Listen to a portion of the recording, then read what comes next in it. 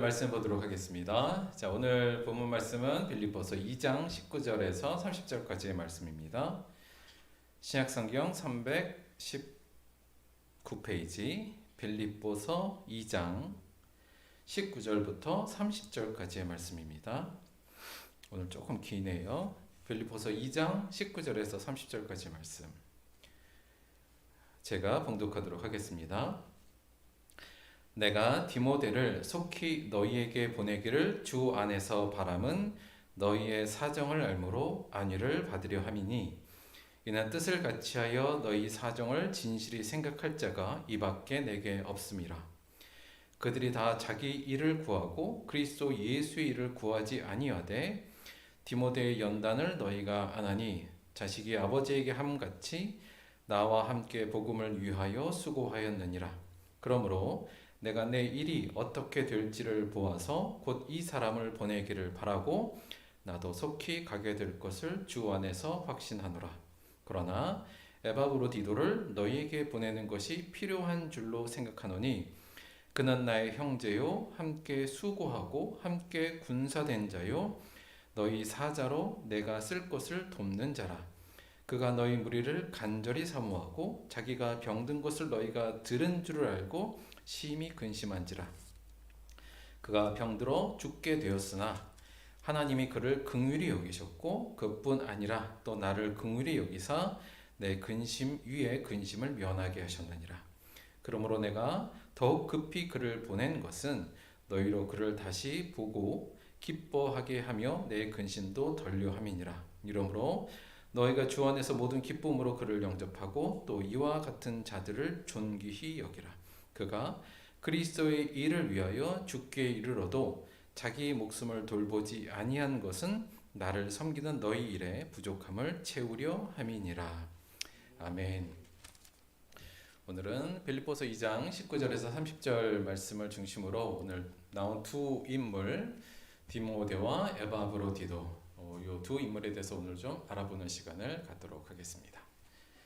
오늘 일단 연상 퀴즈 한번 시작해 보도록 할게요. 연상 퀴즈. 다음에 나오는 낱말이 의미하는 것은 뭔지 맞추는 겁니다. 자, 연상 퀴즈. 첫째, 물론 우리 기독교적인 신앙적인 거예요. 첫째는 죽음.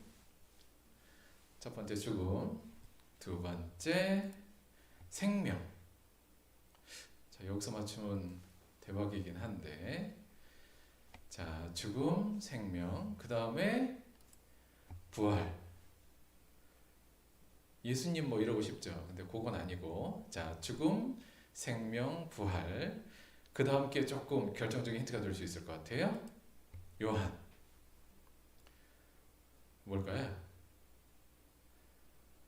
자, 죽음, 생명, 부활, 요한. 이거 하면 이제 나올 것 같은데, 물. 이렇게. 마지막 입교. 정답은 세례, 침례, 세례 이 부분입니다. 이게 저희가 침례라고도 하고요. 물론 영어로는 그냥 베티즘 하나인데 우리가 번역할 때는 세례로 번역하기도 하고 침례로 번역하기도 해요. 근데 세례는 우리가 일반적으로는 이제 많은 곳에서는 이제 물을 이렇게 뿌리면서 하는 형식을 하죠. 약식으로. 근데 원래라고 말하기도 조금 그렇긴 합니다만 전통적으로 신약 초기부터 시작될 때는 침례, 그러니까 이제 여기 세례는 씻기다 할 때 세자고요. 그런 예식이고 침례도 뭐 마찬가지입니다만 이제 물에 일단 들어갔다가 나오는 것을 침례라고 하죠. 일반적으로 침례교는 이 세례를 침례식으로 많이 하고요. 순복음교회도 침례식으로 하죠. 다음에 또 좀 장로교나 뭐 다른 뭐 좀 약식으로 물을 뿌리면서 하는 곳은 뭐 장로교 쪽에서는 요즘은 많이 그렇게 하기도 하고요. 뭐 형식이 어떤 거는 둘째 떠나서 그리스도인들이 이제 내가 예수를 믿는 사람이 되겠다 또는 그리스도인이 되겠다라고 내 스스로가 결단하고 내가 이제 하나님의 자녀가 되겠다는 일종의 결단의 의식으로 우리가 세례 침례를 하게 됩니다. 천주교에서 기독교, 개신교가 이제 종교개혁하면서 나오면서 원래 천주교가 가졌던 수많은 성례들은 다 버렸는데 그 중에서 두 가지만 들고 나왔죠. 하나가 성례 중에 하나가 이 침례, 세례고요. 또 하나가 성찬이었습니다. 그만큼 중요한 예식이기도 하고 꼭 필요한 것이기도 해요. 근데 안타깝게도 저희가 지금 그 두 예식을 못 하고 있어요. 그렇죠? 성찬은 저희가 곧 이제 시작할 생각인데 저는 원하기는 세례를 저희도 침례식으로 했으면 좋겠다는 생각을 갖습니다. 그게 조금 더 성경적이기도 하고 의미도 좀 깊어서 저도 침례가 좀 더 좋을 것 같은데 좀 번거로운 부분이 있어요. 어디 땅을 좀 파고 물웅덩이를 만들어야 되나 지금 제가 저수지에 들어가서 저희는 할 수는 없고 요 개천 가서 할 수도 없어서 맑은 물로 어떻게 만들어서 주위에 꽃도 싹 심어놓고 하여튼 이쁘게 한번 해보고 싶은 마음은 있으나 여간 좀 계획은 좀 그렇게 생각만 좀 하고 있다. 일단 그렇게 좀 생각해 주시고요. 침례 이 세례가 기원은 우리가 어디서부터 생각할 수 있냐면 우리가 잘 아는 것 같이 세례 요한으로부터 예수님께서 이제 이 세례를 받으신 침례를 받으신 분부터 저희가 거의 이제 시작으로 볼 수가 있죠. 예수님께서 사실은 죄가 없으심에도 불구하고 본인이 인간으로서의 모습으로 모범을 보이기 위해서 예수님이 공생애를 이제 시작하는 그 순간 시작점에서 바로 이제 세례를 받으시죠. 세례 요한에게. 그래서 물에 들어갔다 나오시고 그때 하늘에서는 내 사랑하는 아들이요 내 기뻐하는 자라라는 음성이 들렸다고 성경이 증언하고 있습니다. 이거를 통해서 사실 이 세계는 회개의 세례죠. 요한의 세계는 회개를 하는 세례, 씻기는 죄를 씻는 어떤 세례, 회개의 세례였는데 예수님은 회개할 죄는 없으셨지만 그럼에도 불구하고 이걸 통해서 그분의 사역의 특징을 사실 잘 설명하는 그 부분으로 우리가 이해할 수도 있습니다. 이걸 통해서 초대교회에서는 대부분 이 전통을 따랐어요. 그래서 대부분 내가 그리스도인이 되고자 할 때부터 이 세례를 받고 시작하는 모습을 가졌습니다. 다들 침례 받으시고 세례 받으셨나요? 우리 못 받으신 분 없나요? 저희도 이제 없으시면 꼭 한번 해보고 싶은데 그 날을 좀 기대합니다. 그런데 저희가 이 침례를 받는다는 게 의미가 좀 굉장히 깊은데요. 여러분 처음에 침례 받거나 혹시 세례 받으셨을 때 기억나셔요? 어떤 마음으로 침례를 받고 세례를 받으셨습니까? 이게 어떤 의미이죠? 나중에 이거 조금 더 공부하긴 할 텐데 한마디로 말씀드리면 내가 그리스도인이 이제 된다는 것은 죄된 몸, 내가 그동안 죄로 물들었던 이 몸은 물에 들어가면서 수장되는 거죠. 죽고, 그렇죠? 다시 일어나는 것은 예수 그리스도로 말미암아 내가 새 생명을 입고 다시 태어난다. 이제 이것을 우리가 상징적으로 표현하는 게 그리고 그것을 고백하는 게 세례잖아요. 그래서 보통 우리가 내가 이제 예전에 죄된 몸은 죽고 이제 예수로 인하여 새 생명으로 태어났습니다. 요걸 이해하는 걸 세례로 많이 생각하시는 것 같아요. 뭐 틀린 거 아닙니다. 맞는데 이것을 우리의 실존적인 문제하고 조금 결합시켜서 고백하면 조금 다른 의미, 다르다기보다는 좀 더 확장된 의미로 우리가 이해해야 할 필요가 있어요. 무슨 말이냐면 여러분 죄가 뭔가요? 기본적으로 죄는 내 뜻대로 살던 것, 그러니까 하나님의 뜻이 아닌 내 뜻대로 산 것이 기본적으로 성경에서 말하는 죄의 근본적인 죄의 정의잖아요. 그래서 우리가 이 세례를 받는다는 것, 내가 이제 그리스도인이 되겠다고 결심한다는 것은 이 죄 이렇게 다시 우리가 확장해서 이해하는 게 맞을 것 같아요. 내가 그리스도인이 된다는 것은 자기 뜻대로 살던 삶은 이제 죽고 그동안은 하나님을 무시하고 또 하나님의 말씀을 뒤안시하고 내 뜻과 내 생각으로 살았던 그 죄된 삶은 이젠 죽은 거예요. 물에 들어가면서 죽고 이제는 하나님의 뜻대로 다시 사는 삶으로 내가 다시 태어납니다라는 믿음의 고백이 또 이 세례의 의미이고 우리가 세례를 하는 목적이기도 하다는 겁니다. 다시 말하면 내가 이제 예수 믿는 사람으로 이제 살겠어요. 그리스도인으로 살겠어요라는 이 침례의 의식을 시행하는 사람은 근본적으로 어떠한 결단을 하는 거냐면 이제는 내 뜻대로 사는 것이 아니라 또는 나를 위해서 사는 것이 아니라 하나님의 뜻, 하나님을 위해서 남은 삶을 살겠습니다라는 고백을 하는 게 바로 그리스도인이 된다는 것이라는 거죠. 그리스도인 자체가 된다는 정체성을 가장 잘 설명해 주는 의식이 침례, 이 세례가 된다. 이런 말씀을 좀 드립니다. 어떠세요? 그런 마음으로 우리 세례 받고 침례 다들 받으셨나요? 그러셨죠. 그때는 그러셨는데 지금은 우리 어떨까요? 나를 위해서 또 자기의 뜻을 위해서 사는 삶은 이제 죽고 우리의 삶은 정말 하나님을 위한 삶으로 향하고 있는가? 이 질문 앞에 있을 때 다들 조금 힘들죠. 예, 그리고 좀 부끄러운 것도 사실입니다. 근데 참 어려운 일이기도 하고요. 그러나 우리가 그리스도인이 된다는 것이 바로 그 의미였다는 것은 잊지 않으셔야 합니다. 근데 이게 어려워서 저희뿐만 아니라 초대교회 성도들에게도 이 문제는 그렇게 쉬운 문제는 아니었던 것으로 보이기도 합니다. 저희가 여러분 기억나실지 모르겠는데 약간 복습을 하자면 저희가 사실 이 말씀을 조금 더 깊이 생각하고 이 말씀을 어떻게 우리의 삶에서 구체화할 것인가에 대해서 지금 계속 저희가 지금 고민하고 있는 중이에요. 예수께서 이르시되 내 마음을 다하고 목숨을 다하고 뜻을 다하여 주 너의 하나님을 사랑하라 하셨으니 이것이 크고 첫째 되는 계명이요 둘째도 그와 같으니 내 이웃을 내 자신과 같이 사랑하라 하셨으니 이 두 계명이 온 율법과 선지자의 강령이니라.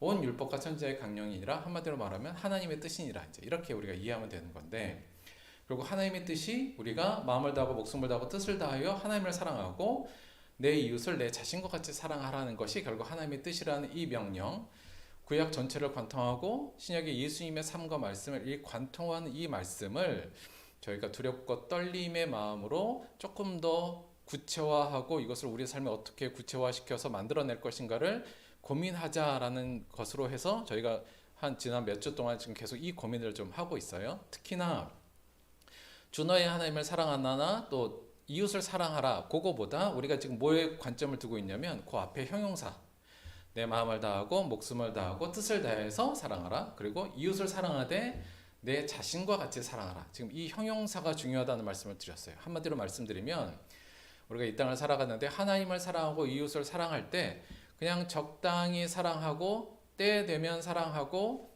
여유 있을 때 사랑하면 되라는 얘기, 해도 된다는 얘기가 아니라 오늘 하나님의 말씀은 최선을 다하라는 말이죠. 이 말은 마음을 다하고 뜻을 다하고 정성을 다하고 하여튼 그 다음에 이웃을 사랑할 때도 너처럼 사랑해라, 이 말, 여기에 저희가 주안점을 둬서 다른 식으로 말하면 우리가 하나님을 믿을 때 적당히 믿어서는 안 된다.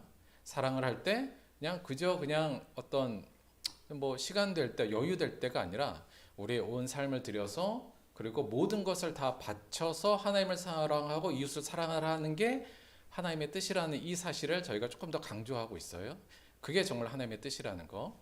그래서 저희가 오랫동안 요 도표로 이것을 약간 구체화했는데요. 결국은 우리가 세상 나라에 비록 살고 있지만, 세상에 살고 있지만 우리는 하나님의 나라의 시민으로서의 삶을 이 땅에서 구현해내는 게 바로 우리가 마음을 다하고 목숨을 다하고 뜻을 다해 하나님을 사랑하는 것이며 내 이웃을 내 자신과 같이 사랑하라는 그 말씀을 이루는 거라고 보고, 우리가 어떻게 하든 이 땅에서 하나님 나라의 시민으로 살아야 된다.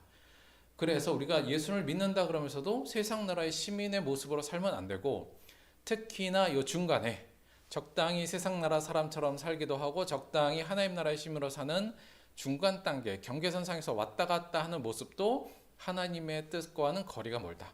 우리가 보통 요 정도 걸쳐 있으면 나는 잘 믿고 있다 이렇게 생각하지만, 하나님의 말씀은 마음을 다하고 목숨을 다하고 뜻을 다하여 하나님을 사랑하라는 거니, 이 중간에 걸려 있으면서 왔다 갔다 하면서 적당히 믿는 것을 우리가 좀 탈피해야겠다. 그래서 어떻게 하든지 하나님의 나라의 시민의 모습으로 저희가 가야 된다는 거, 가야 요 말씀을 우리가 좀 구체화하는 모습 할 수 있겠다. 지금 저희가 그 고민을 했고요. 어떻게 그러면 우리가 이 세상, 여전히 우리는 아직도 우리 안에 죄성이 남아 있고, 또한 이 세상의 모든 것이 다 강한 이 세상이라는 큰 물줄기에 우리도 휩쓸려서 살고 있는데, 어떻게 그것을 우리가 거슬러서 과연 하나님의 나라의 시민으로 모습으로 살 수 있겠는가, 이 부분에 대해서 저희가 빌립보서를 통하여서 그렇기 위해서 우리가 갖춰야 될 상황들에 대해서 조금 알아보고 있었던 거예요. 그래서 기억하면 뭐가 필요하다고요? 우리가 이렇게 살아가기 위해서는 일단 믿음이 필요하다는 말씀을 좀 드렸어요.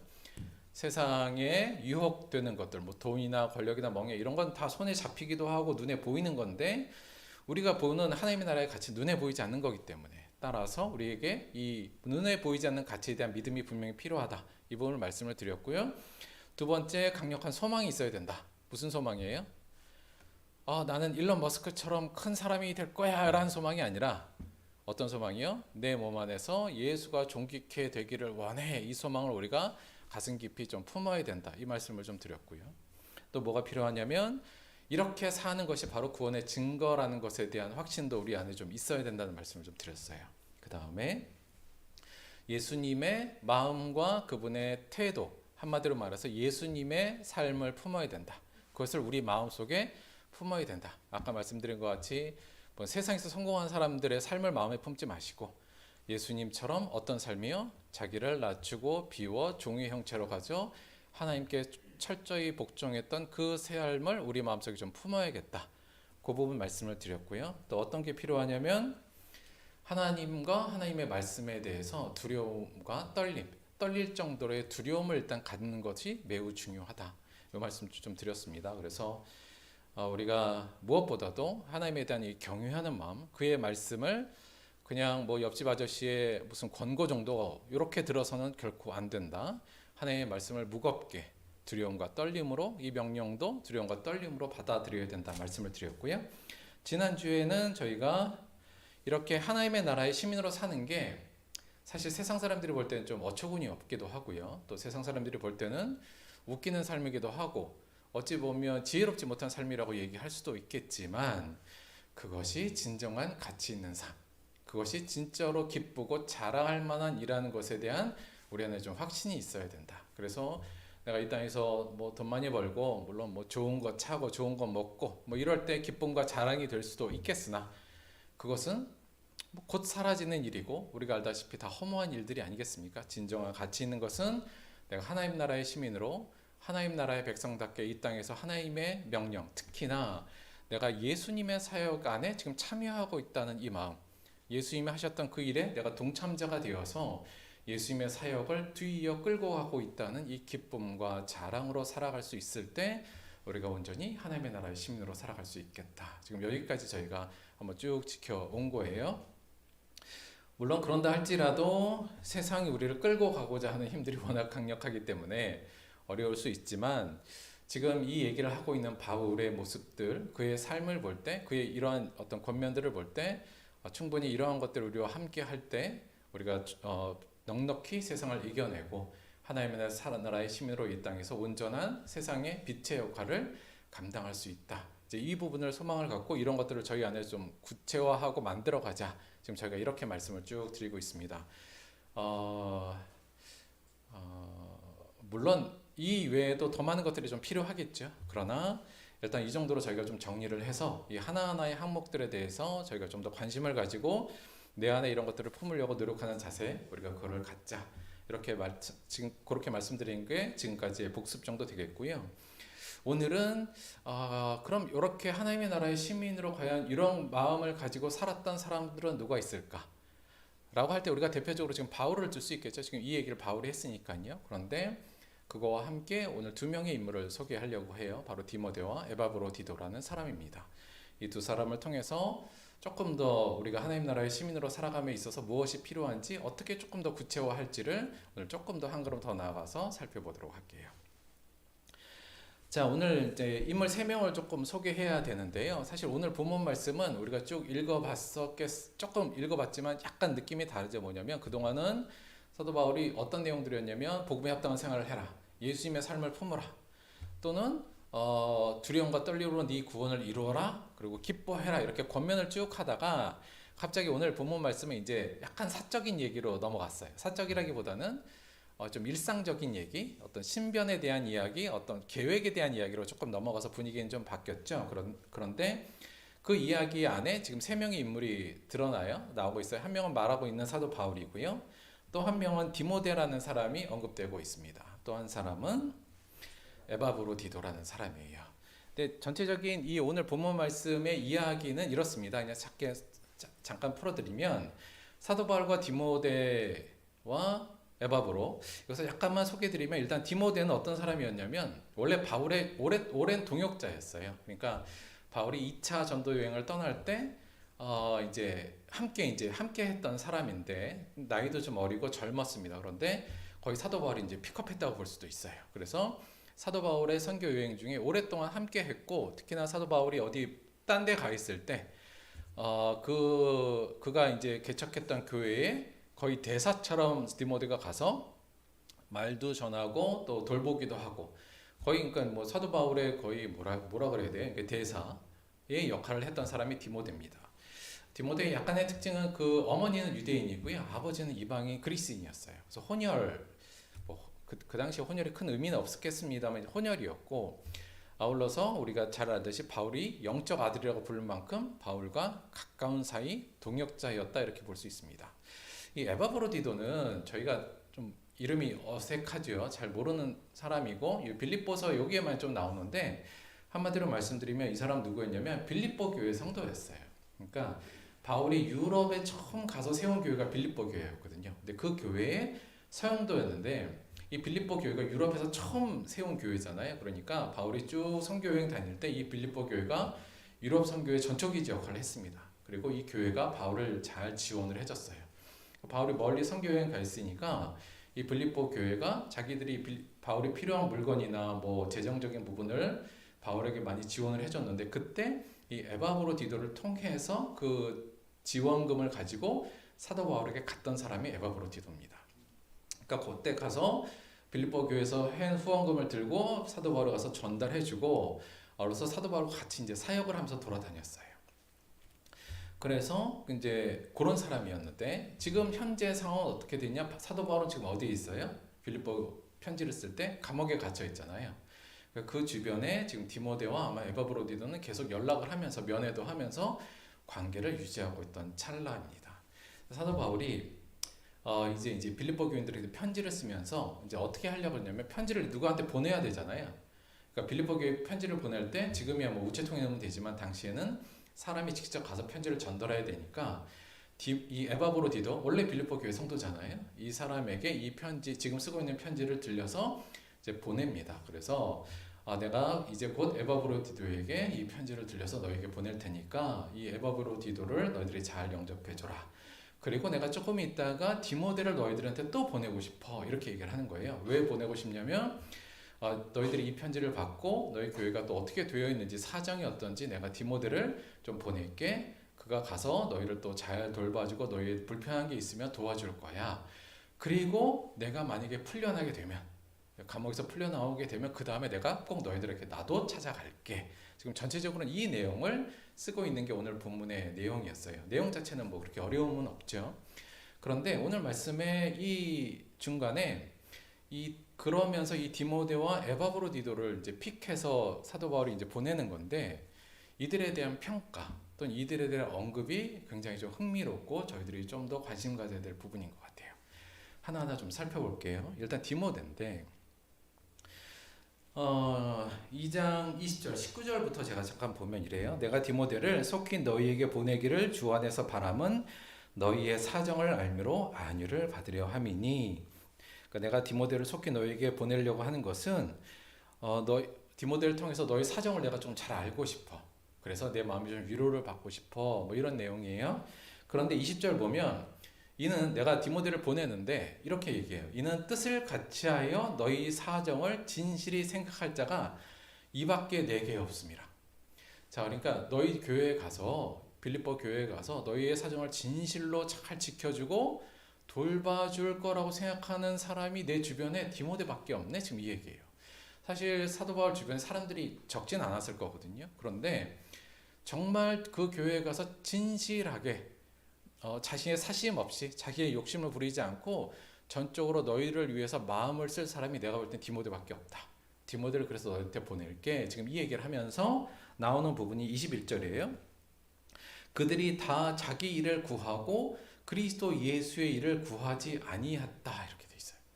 여기서 그들이 대체 누군가, 이게 조금 어려운데요. 그러니까 아마 사도 바울과 함께 역시 동역했던 여러 그리스도인들이 있었던 것 같아요. 근데 그들 중에, 그러니까 대부분 당시에 예수 믿는 사람, 특히 사도 바울과 함께 일했던 사도 바울이 아는 그리스도인 중에서도, 이게 다라고 하니까 약간 과정법이 있는 것 같긴 합니다만, 그들이 다 자기 일을 구하고 그리스도 예수의 일을 구하지 아니했대요.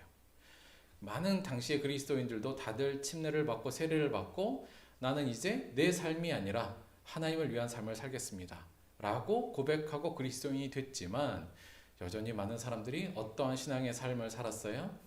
그 이후에도 자기의 일을 구하고 그리스도 예수의 일을 구하지 않는 모습이 많았다는 거예요. 그러니까 사도 바울이 볼 때 못 믿어온 거예요. 이거 보내면 또 그 교회 가서 어떻게 자기의 지위나 높이려고 하고 사람들한테 영광이나 받으려고 하는 그러지 않을까, 얘 보내면 이제 그런 생각이 드는 거죠. 그런데 거기 가서 빌립보 교회 가서 그렇지 않을 사람이 딱 지금 누구 하나 생각나는 거예요. 네, 디모데밖에 생각이 안 나는 거예요. 22절 보면 디모데의 연단을 너희가 안 하니 자식이 아버지에게 한과 같이 나와 함께 복음을 위하여 수고하였느니라. 그러니까 여기서 디모데의 연단을 한다. 이게 뭐냐면 디모데는 수많은 어려움과 시험을 통해서 이미 증명된 것을 너희들이 알잖아 이거예요. 그러니까 여러 과정을 통해서 디모데는 그런 사람이 아니라는 것이 이미 증명됐다는 걸 너희들도 알지 않니? 그는 복음을 위해서, 그러니까 뭘 위해서인 거예요? 예수 그리스도의 일을 위해서 수고하였느니라. 나와 함께. 근데 여기서 수고했다는 말 자체가 약간 좀 그런, 원래 원문으로 하면 그건 복음을 위해서 종로로 했느니라 이렇게 번역하는 게 더 맞을 것 같아요. 예수님께서 자기의 형상을 비워 종의 형체를 가졌다고 말씀하신 그 단어가 그대로 쓰인 거니까 디모데는 어떤 사람이었냐면 자기의 모든 것을 들여서, 그러니까 자기를 위한 것이 아니라 예수 그리스도의 일 복음을 위해서 평생 종로로 탄 모습을 너희들이 알고 있지 않느냐, 지금 이렇게 얘기하고 있는 거죠. 그러면서 이제 디모데를 너희들한테 내가 안심하고 보낼게, 이 얘기를 하고 있는 겁니다. 자, 그 디모데에 대해서 이렇게 평가하고 있고요. 또 에바브로디도에 대해서는 이런 말씀이 나오고 있어요. 그는 나의 형제요, 함께 수고하고 함께 군사된 자요, 너희 사자로 내가 쓸 것을 돕는 자라. 자, 여기서 좀 재밌. 나의 형제이기도 하고 함께 수고하기도 하고 함께 수고한 자라고 표현하고 있어요.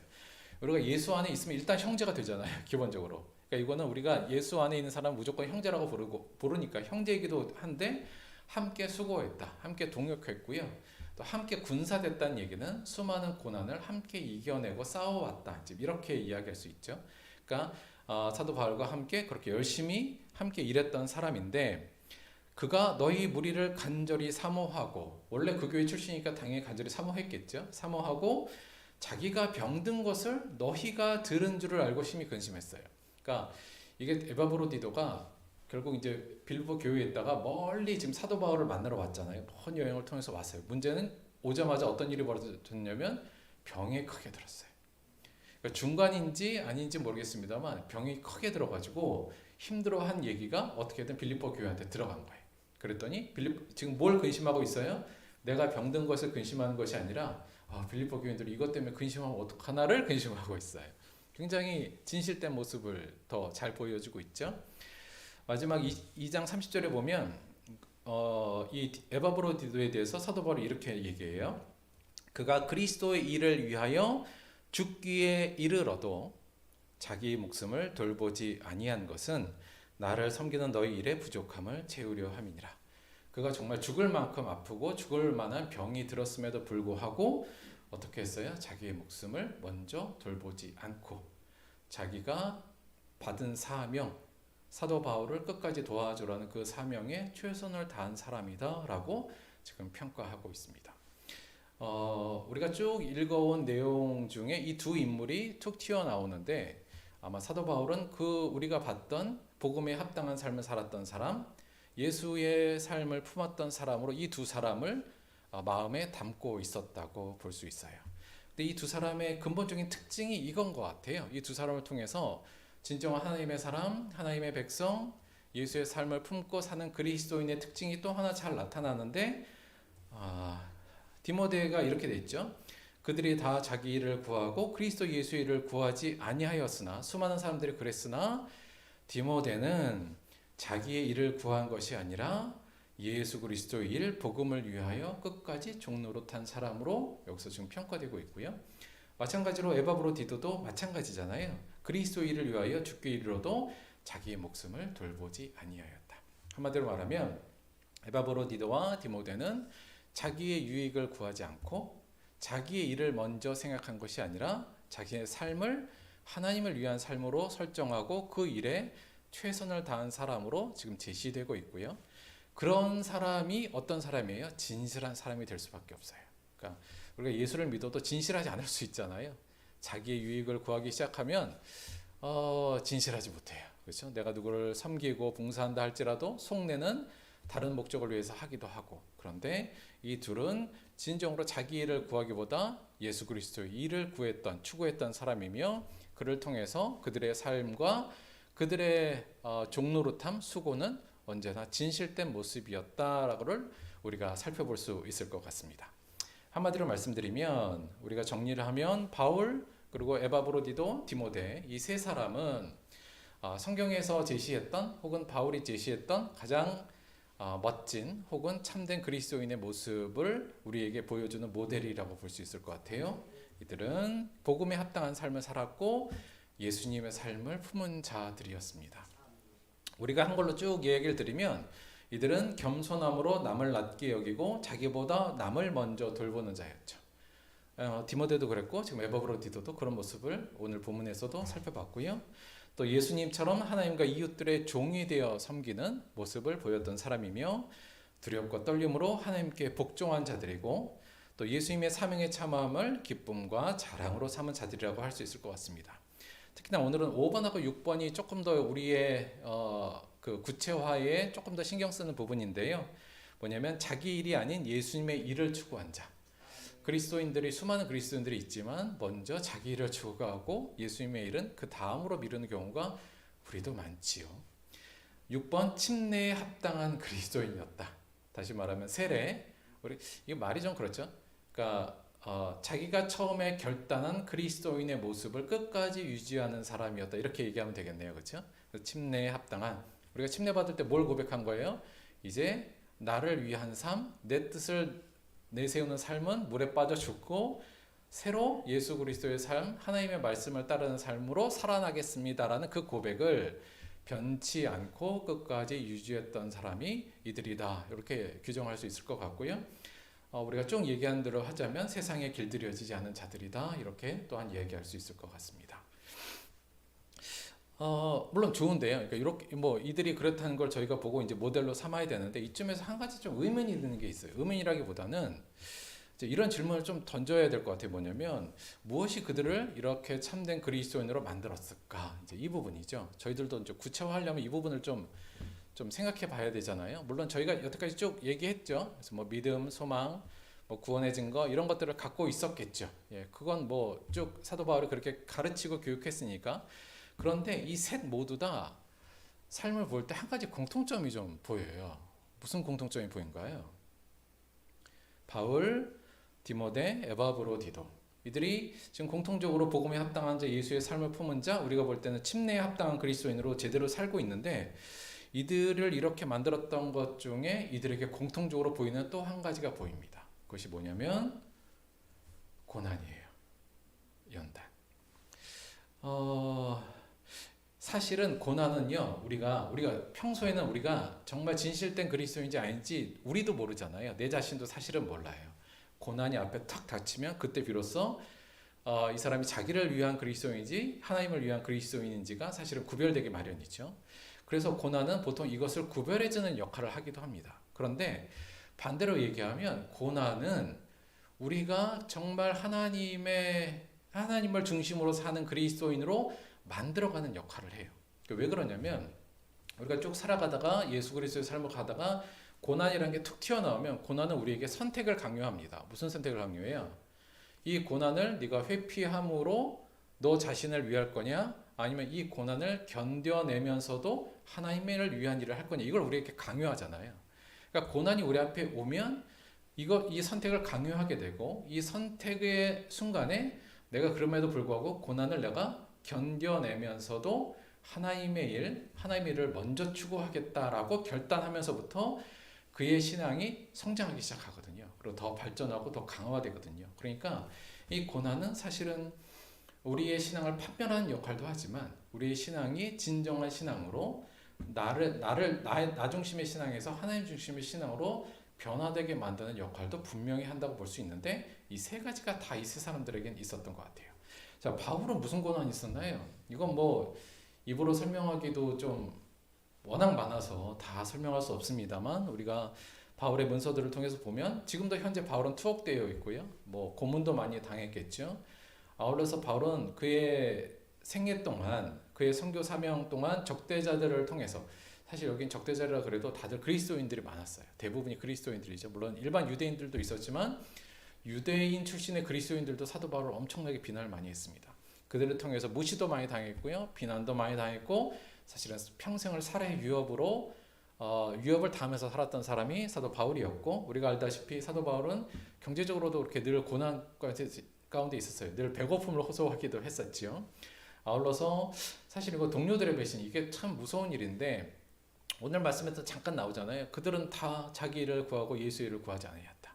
그러니까 자기 동료 중에서도 그렇지 않은 사람들에 의해서 배신을 많이 당했고 특히나 사도 바울이 어려움에 처했을 때 버려짐을 많이 당한 것도 실제로 사도 바울이 많이 겪었던 부분입니다. 굉장히 가슴 아픈 일들이기도 하고요. 그리고 사도 바울이 많이 아팠어요. 아팠다는 얘기가 좀 나오죠. 우리가 알다시피 육체의 가시를 이야기하는 부분이 있지 않습니까? 사도 바울이 선교 여행하는 중에서도 꼭 치료받고 싶은 이 병환이 있었어요. 뭔지는 정확히 모르겠지만 몸이 굉장히 안 좋았던 그런 고난이 있었습니다. 나 이 몸이 너무 안 좋은데 그냥 나를 위해서 좀 쉬어야 되는 거 아니야? 라는 상황과 그래도 내가 그리스도를 위해서 이 고난도 내가 이겨내면서 해야지 늘 이 선택 상황에 있을 수밖에 없는 상황이었다는 거죠. 디모데는 어떤 고난을 당하고 있었을까요? 사실 성경에 많이 나오진 않는데 디모데도 사실 바울의 동역자였잖아요. 그러니까 바울하고 사실 비슷한 고난을 받았을 거라고 생각하고요. 사역적으로는 또 디모데도 많이 아팠어요. 디모데 전서에 보면 사도 바울이 디모데에게 뭐라고 그러냐면 너 위장도 안 좋고 매일 자주 일어나는 병이 있잖아. 그걸 위해서 포도주를 조금 써 물만 먹지 말고 이렇게 하는 장면이 나와요. 그러니까 디모데도 사역하는 기간에 몸이 많이 아팠던 것 같아요. 비실비실하고 자주 아파서 힘들었던 사람이었던 것 같고 또 디모데는 조금 디모데 전서 내용 보면 조금 어리다고 목회하면서도 업신여김도 좀 당했던 사람이지 않았나 그것도 추측할 수 있어요. 특히나 사도 바울이 디모데 후서 2장 3절에 보면 너는 그리스도 예수의 좋은 병사로 나와 함께 고난을 그냥 받아라 이렇게 권면하는 부분이 있어요. 고난이 많이 있었다는 거니까 그거 그냥 피하지 말고 그냥 받아 지금 이 얘기잖아요. 그러니까 사도 디모데도 사실 많은 고난 속에 있었던 사람임을 알 수 있습니다. 참 재밌는 건 우리 바울이 기적을 엄청 많이 일으킨 사람이잖아요. 뭐 죽었던 애도 살리고 했는데 자기도 그렇고 자기 제일 영적인 아들의 병도 사실은 안 고치고 있죠. 안 고친 게 아니라 못 고친 거죠. 그러니까 하나님께서 병을 고치실 때 이게 사도 바울이 고친 게 아니잖아요. 성령이 고치신 건데 사도 바울과 디모데는 이 병들을 안 고쳐주셨어요. 되게 재미있기도 하죠. 어떤 의미도 있을 것 같고요.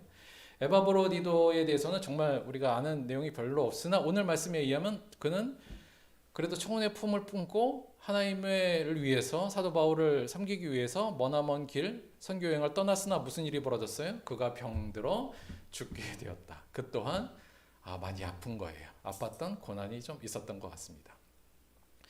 이렇게 보면 이거 뭐야 제대로 그리스도인 되려면 아파야 돼 이런 생각이 들 수도 있을 만큼 다들 병들이 많이 있었어요. 그런데 생각해보면 그런 것 같아요. 이들이 자기를 돌보기보다는 하나님의 일을 우선시했던 사람들이니 자기의 몸을 좀 잘 못 돌볼 수밖에 없었던 정황들이 많지 않았나 그런 생각도 듭니다.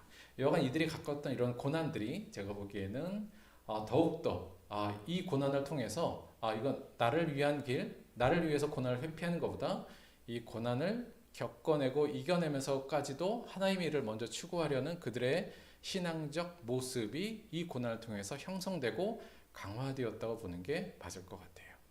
사도 바울이 사실 이 부분에 대해서는 정확히 얘기를 했었는데요. 이렇게 얘기했죠. 다만 이뿐 아니라 우리가 환난 중에서도 즐거워하나니 환난 고난이요. 환난은 무엇을요? 인내를, 인내는 연단을, 연단은 소망을 이루는 줄 알미니라. 내가 환난이 여러 가지 겪었지만 그 환난이 나를 인내하게 만들었고 그 인내가 나를 연단하게 만들어서 내 몸으로 그리스도가 존귀케 되고자 하는 이 소망을 이루게 했다라고 사도 바울이 실제로 고백하고 있죠.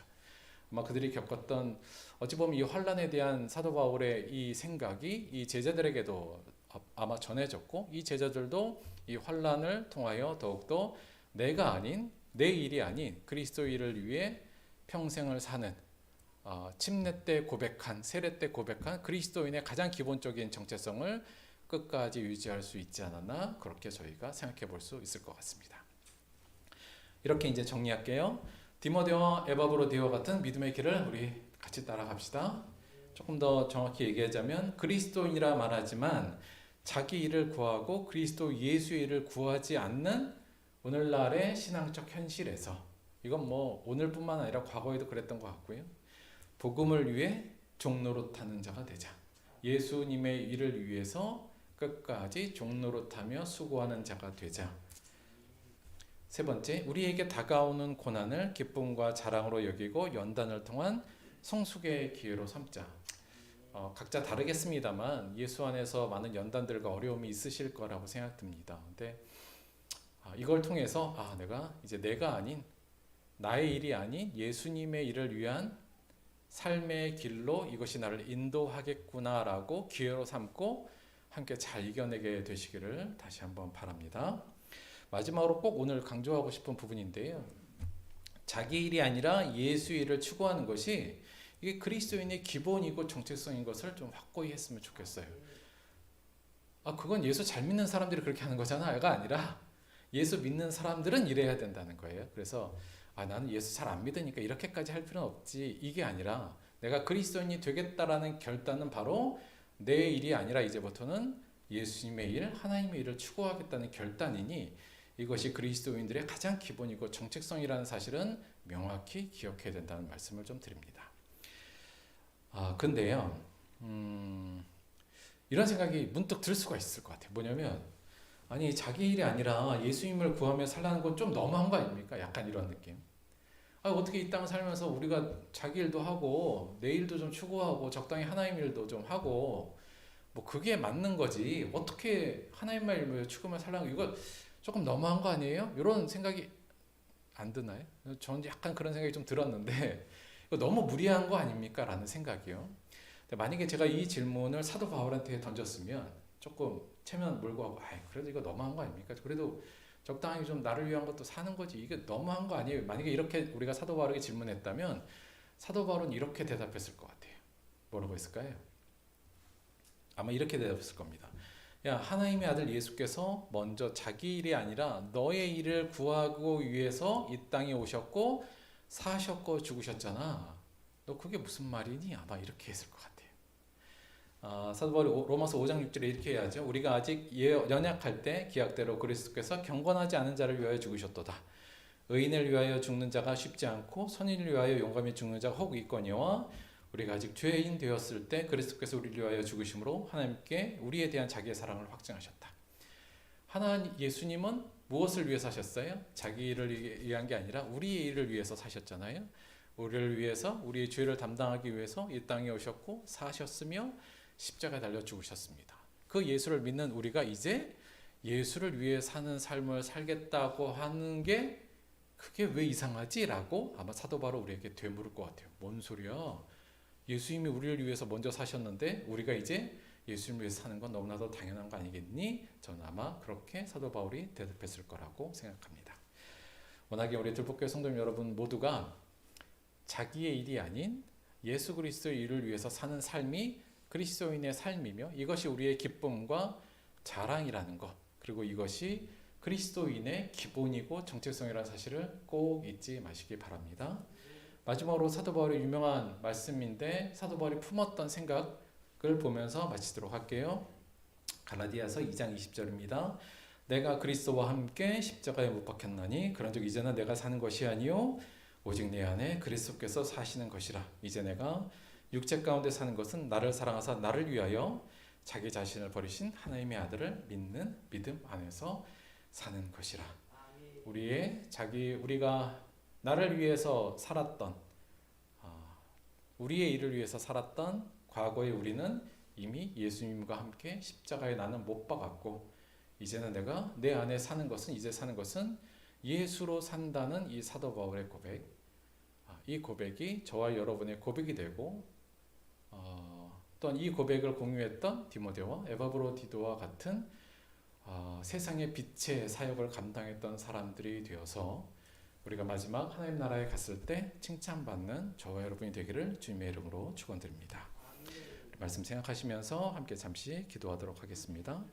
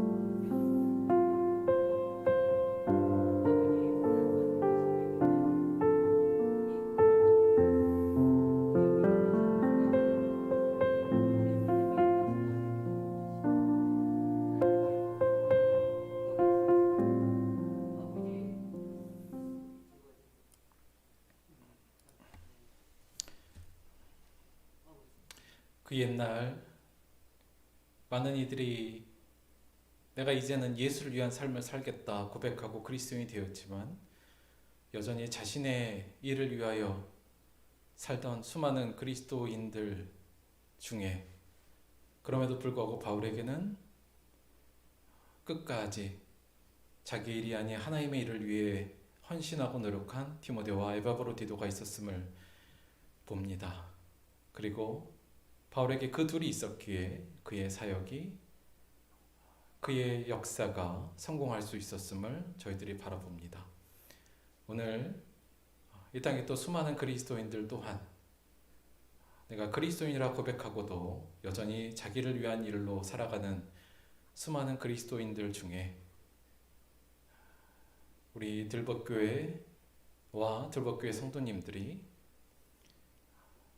자기가 아닌 하나님을 위해 헌신할 수 있는 모습으로 하나님께 쓰임받게 되기를 원합니다. 그러기 위하여 우리 스스로가 변할 수 있도록, 우리 스스로가 하나님이 주신 말씀과 때로는 고난을 통하여 성숙할 수 있도록, 그리하여 이 땅에 에바브로디도와 현재 디모데와 같은 주님의 사역자가 될 수 있도록 저희를 이끌어 주옵소서. 그것이 우리들의 기쁨과 자랑이 될 수 있도록 함께하여 주옵소서. 예수님의 이름으로 기도드렸습니다. 아멘. 자, 지난 한 달 동안 저희가 기도를 정말 잘 해주셔서 감사드립니다. 뭐 너무나도 잘 하셨어요. 그리고 준비 잘 해주셔서 감사하다는 말씀을 드리고, 자 이제 6월이 끝나고요. 이제 7월 빨리 7월 기도 담당자를 뽑도록 하겠습니다. 자, 7월의 행운의 주인공. 자, 근데 저 뒤로 밀어달라 하신 분들도 좀 있고 해서 몇 번 뒤로 밀었어요. 그래서 몇 명 안 남았습니다. 자, 확률은 7.69%. 예, 행운의 확률로 7월, 근데 7월이 5주나 있어요. 그래서 7월 기도자 오늘 정하도록 하겠습니다. 먼저 맨 마지막부터 7월 31일 기도는 31일 기도의 주인공은 짜자자자자. 이거 행운의 돌림판 맞아요, 여러분. 행운입니다. 기억하시고 박종성 권사님이 해주시는 걸로 됐고요. 자, 24일 7월 24일입니다. 이거 음악이 있어야 되는데 효과가 좀 없네. 자, 7월 24일 누가 내는 것 같은데 서현옥 상도님. 자, 잠깐만요. 그러면 우리가 여기 빼고 줄어들었죠. 이제 9% 확률로 시작합니다. 자, 이번에는 7월 17일 기도하실 분은 이미 하신 분들은 마음을 잘 놓고 기쁘게 보고 계신데 자, 부부가 연장으로 가네요. 자, 우리 7월 17일. 네, 7월 17일 좋은 날인데. 자, 이제 확률이 10%로 들어왔습니다. 10%로. 자, 7월 10일 기도자는 간단하게 저 정도 걸려주면, 정증 안 됐나 보네. 여러분 마음이 좀 편하실 것 같은데, 7월 10일 기도 하실 분은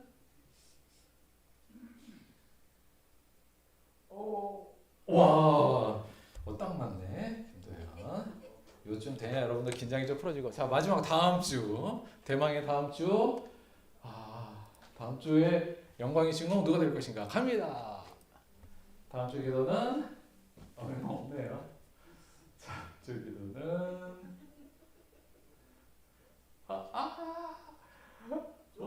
조아빈, 아빈이 오늘 지금 온라인으로 드리고 있어요. 사정이 있어서 아빈이가 하도록 하겠습니다. 아빈아 듣고 있지? 다음 주 기도야. 요것도 기사 나온 거 아닌가 모르겠는데 여간 조아빈, 김도현, 유재원, 서현호, 박정숙 이렇게 해서 7월 기도자가 정해졌습니다. 오늘 이번에 행운을 못 받으신 분들은 자연히 8월 쪽으로 넘어갈 테니까 그렇게 생각하시면 되겠어요. 자, 아빈이가 저 못해요라고 톡을 올렸는데 이걸 어떻게 자, 아빈아 일단 알아서 하자. 일단은 아빈이로 가겠습니다. 혹시 못하면 그때 얘기하세요. 그때 제가 어떻게든 해볼게요. 이렇게 정해졌던 거 말씀을 드리고요. 저희가 비가 좀 많이 와서 땅이 좀 질어요. 그래서 땅을 밟으면 신발도 버리실 거 같고 들어갈 테니까 오늘 밟으실 때는 요 매트 있는 쪽, 그런 쪽으로 잘 밟으시고 식사하시고 하시면 될 것 같아요. 자, 헌금을 위해서 기도하고 오늘 예배 마치도록 하겠습니다. 주기도문 합독하고요. 제가 헌금을 위한 봉헌기도 드릴게요. 하나님 고맙고 감사드립니다. 주께서 자기 일을 자기의 뜻을 내려놓으시고 하나님의 뜻을 또 우리를 사랑하기 위한 우리를 살리는 일을 선택하시고 달려가셨기에 오늘날 우리가 주 안에 구원받고 선택된 민족 백성으로 주 앞에 설 수 있게 됨을 다시 한번 기억합니다.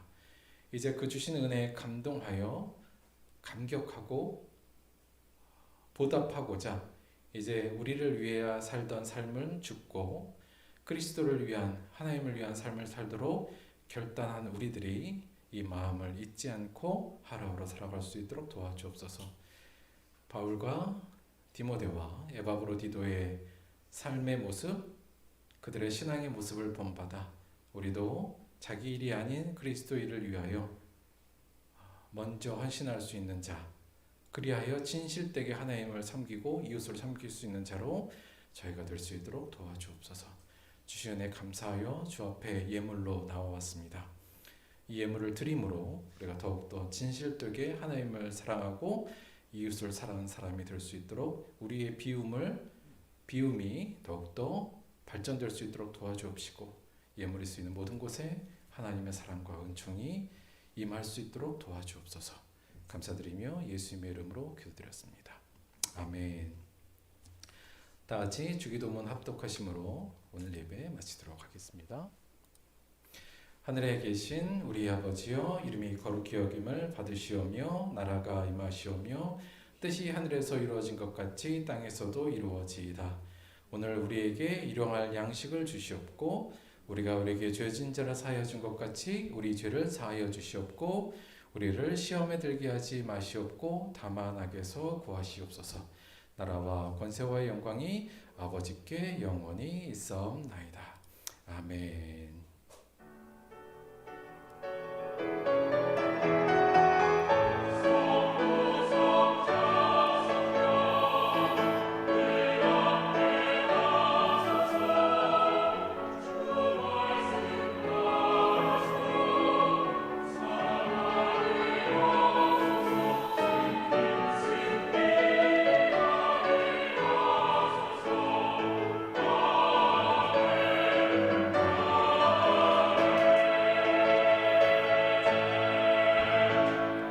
하나님께 감사 박수 드리겠습니다. 수고하셨습니다.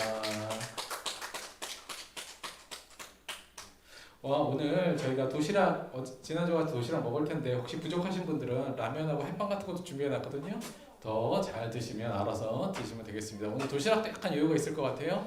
부족하신 분은 말씀해 주시면 되겠습니다. 감사드려요.